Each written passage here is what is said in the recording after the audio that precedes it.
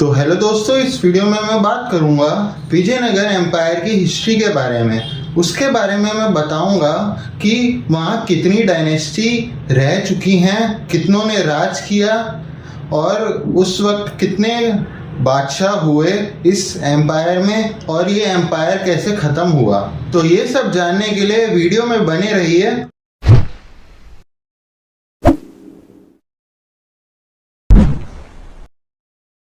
तो दोस्तों, विजयनगर एम्पायर की शुरुआत होती है 1336 में।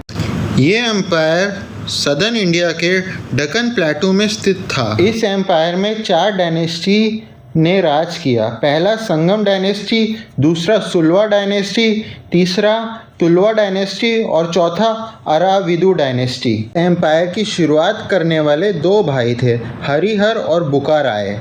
इन दोनों ने ही इस एम्पायर की शुरुआत की थी।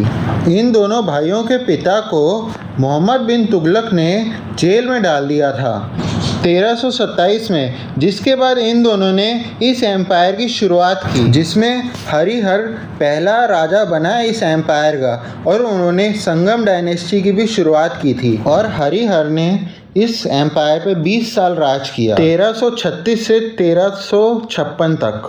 ये अपने टाइम के बहुत अच्छे कमांडर भी रह चुके हैं। इनके टाइम पे टैक्स सिस्टम भी बहुत अच्छा था विजयनगर एम्पायर का। इन्होंने विजयनगर एम्पायर को एक स्ट्रॉन्ग एम्पायर बना दिया था। इनके बाद इनके भाई का राज शुरू होता है, जो कि थे बुकाराय। इन्होंने भी विजयनगर की धरती पे 20 साल तक राज किया, 1357 से 1377 तक। इन्होंने अपने टाइम पे बहमनी सुल्तानों के साथ युद्ध किया था, जो कि सुन्नी मुसलमान थे और साउथ इंडिया में राज किया करते थे। 1371 में बुकाराय ने मदुराई में जो सल्तनत थी उसको भी ख़त्म कर दिया था और अपनी एम्पायर को रामेश्वरम तक लेकर गए थे। बुकाराय के मरने के बाद हरिहर द्वितीय ने विजयनगर एम्पायर पे राज किया। इन्होंने 1377 से 1404 तक विजयनगर एम्पायर पे राज किया था। हरिहर द्वितीय ने अपने टाइम पे रेडिस के खिलाफ जंग छेड़ी थी, क्योंकि वो कोंडाविडु का किला चाहते थे, जिससे उनको आसानी होती कलिंगा पे नज़र रखने में, क्योंकि वो एक बहुत इम्पॉर्टेंट जगह थी ट्रेडिंग की।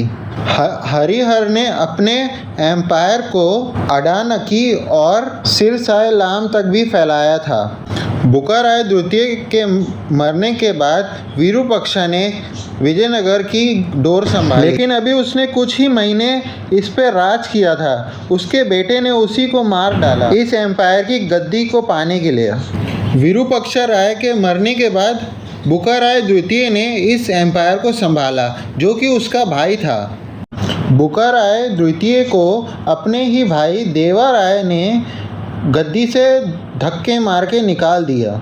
देवा राय का समय विजयनगर और संगम डायनेस्टी के लिए गोल्डन पीरियड माना जाता है, क्योंकि इसने अपने टाइम में विजयनगर एम्पायर को बहुत ही आलीशान बना दिया था।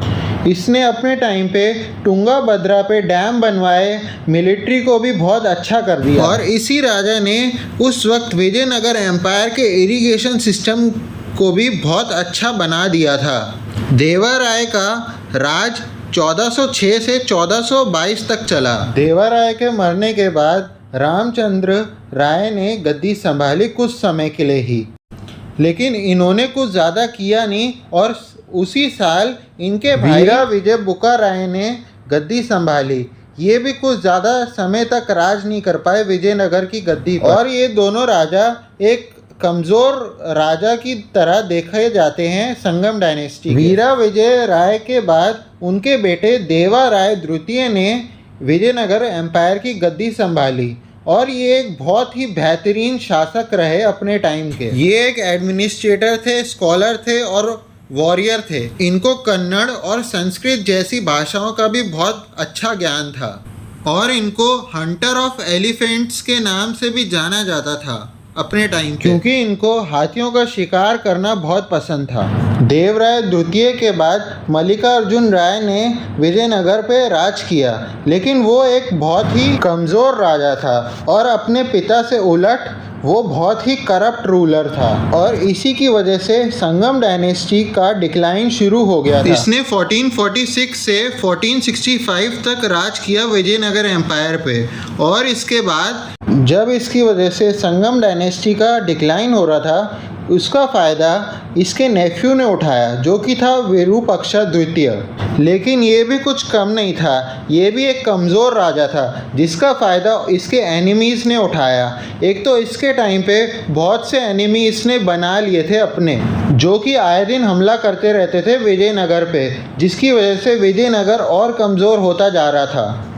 इसके बाद प्रौदा राय जो कि संगम डायनेस्टी के आखिरी राजा थे, उन्होंने कुछ समय तक विजयनगर की गद्दी संभाली, लेकिन इन्हीं के कमांडर नरसिम्हा राया जो कि सुलवा वंश के थे, उन्होंने इनको धक्के मार के इनकी गद्दी से उतार दिया और सलुवा डायनेस्टी की शुरुआत की, जो कि दूसरी डायनेस्टी थी विजयनगर एम्पायर की।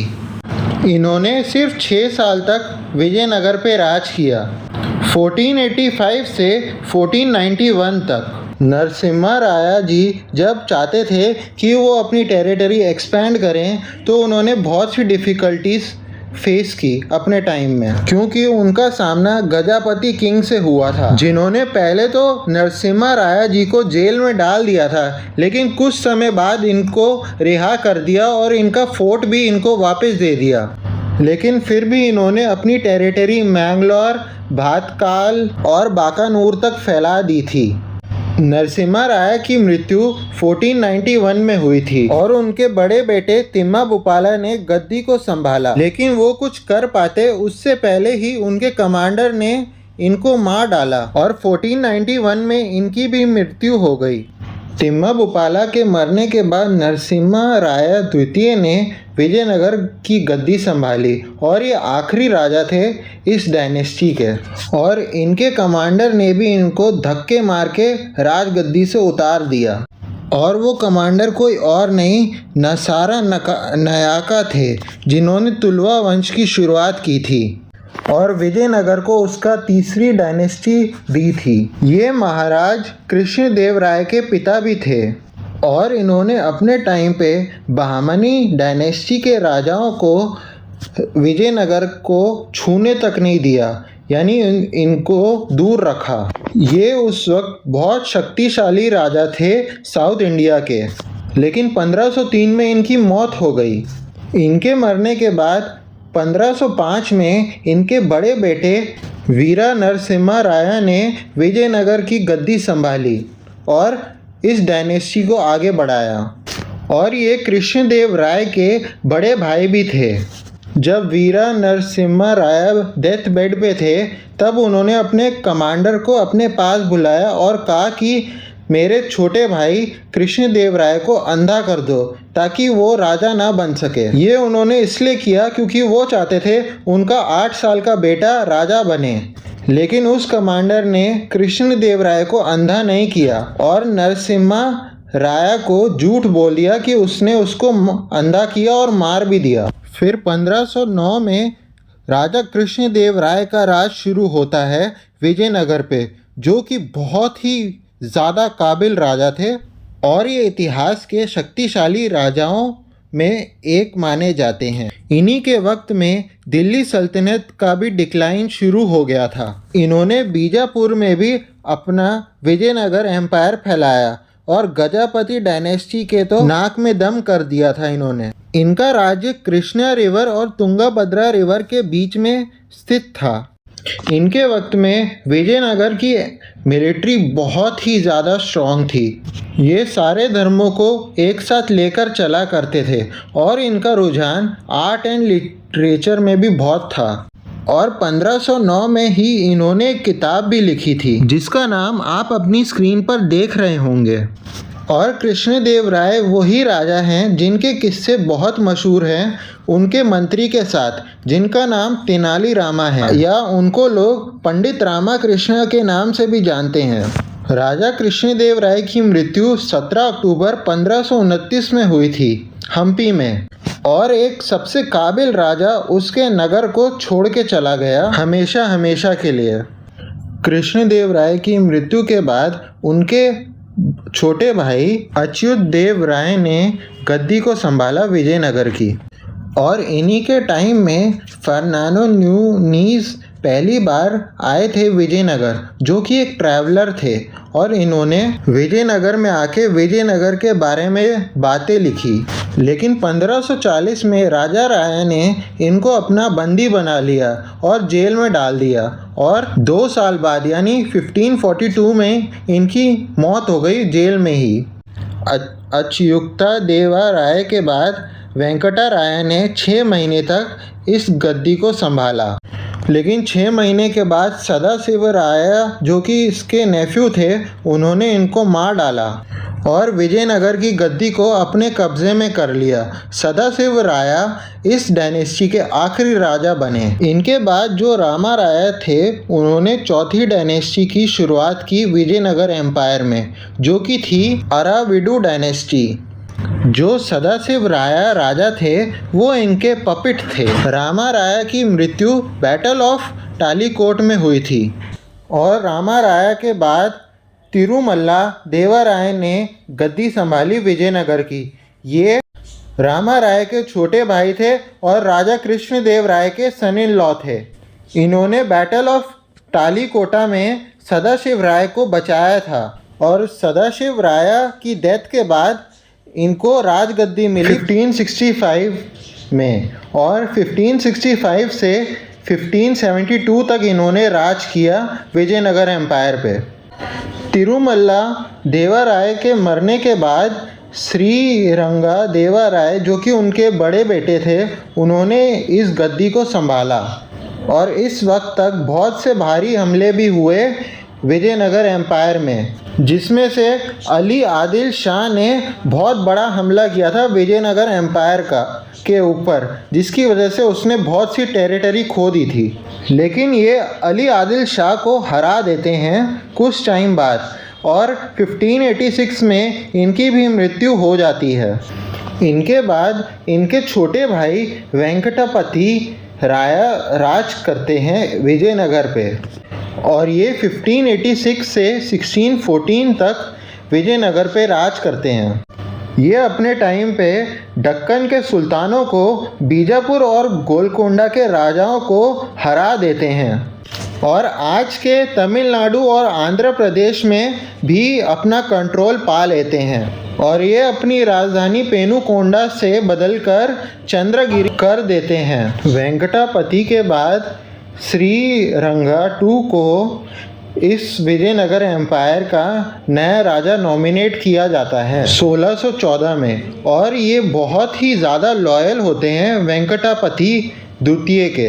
यच्चामा नायडू, जो कि इनका एक कमांडर होता है, वो अपने भाई के साथ मिलके मिलिट्री कू कर देता है, यानी इनको बंदी बना लेता है, और इनको ये प्रेशराइज करता है कि ये अपने परिवार को मारें और साथ में अपने आप को भी मार डालें। और इस वक्त यच्चामा नायडू ने राजा की सारी मिलिट्री फोर्स को भी मार दिया था। जो भी उनके लॉयल सोल्जर थे उन सबको मार डाला था उसने।